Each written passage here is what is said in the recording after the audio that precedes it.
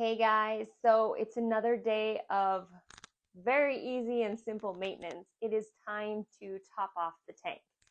And to do so, I like to prepare a bucket in advance, and I keep this bucket on hand just to fill up my tower garden. Now, you don't have to use a bucket if you're really close to a sink. The system comes with a hose, and you can just connect to your faucet to top it off. I unlike that method because this way I can add my nutrients already measured out based on how much I'm going to fill for every bucket. And I make life super easy by doing that.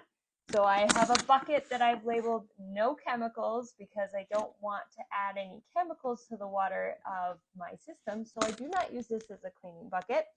And then inside, I've already marked out 1 gallon, 2 gallons, and 3 gallons. So whatever it is that you prefer to fill by, because you have to be able to carry your bucket to and from your sink to your tower. So I've already looked inside, and I don't need to fill as much as a whole tank, but I am going to top it off. And by doing so, I'm going to add the nutrients at the exact same time.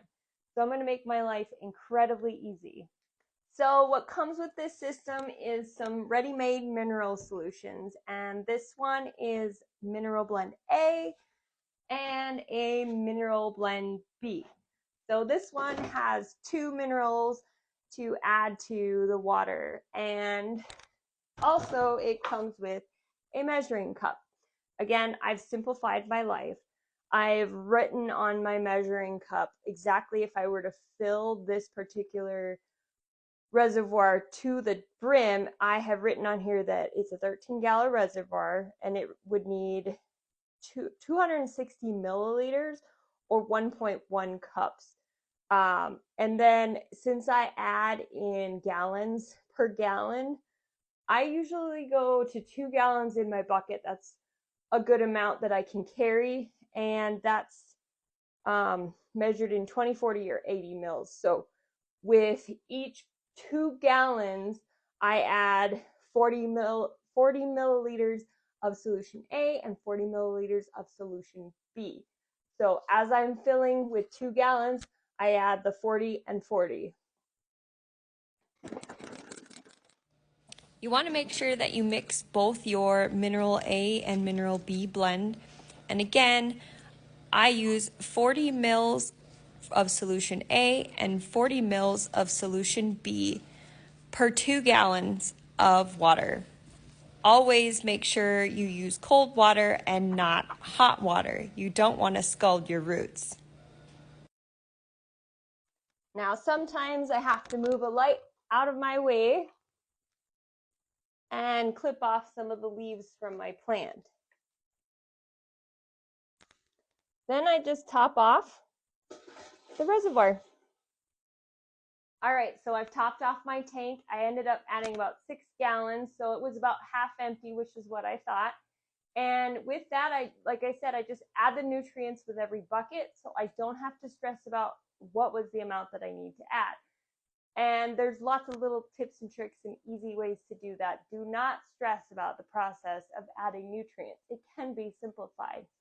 The final step when you add your nutrients is you want to check your water's pH. And with every kit comes a pH test kit. Systems are all a little bit different. Some systems, the nutrients are considered the pH balancer, and so you won't have the pH test kits, whereas other systems still suggest that you test for pH, and they offer that kit separate or included depending on the system. And with the pH test kit comes, in this case, a pH up and a pH down. So makes it super simple. You don't have to think, do I need to go up or down? But I also wrote on my pH read what is a good pH and that I want to keep my pH at. So in this case, a tower garden likes a pH of 5.5 to 6.5 for your typical leafy greens like lettuce, arugulas, most of what you're growing on the system. If you're growing other things, you want to look to see what kind of pH those specific items might require. So when performing my pH test, I want to fill the vial based on the instructions, and then you just add your pH solution and check for the color.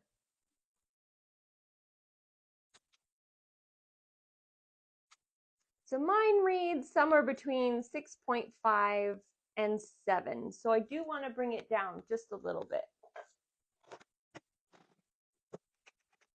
Another thing I've done to simplify my life is I have taken one of those medicine cups that I no longer use for medicine, and I've marked about where I want to fill. So typically, and this is trial and error, when I've wanted to change the pH, I fill there and fill to the whole herb, fill to my dedicated line, and that will help transition the whole tank about 1 pH point.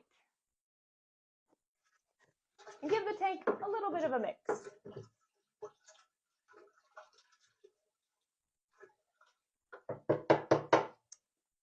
After I've mixed it, I like to get the system circulating so that it runs any water from the system up top down through the tank, and the tank sucks and goes through full circulation so that I can check the pH for the whole tank.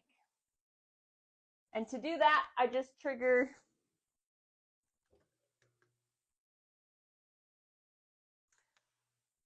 the timer on my pump. So I brought my pH to about 6, which is just where I would like it. And that is it. That is the entire major amount of maintenance on a normal basis.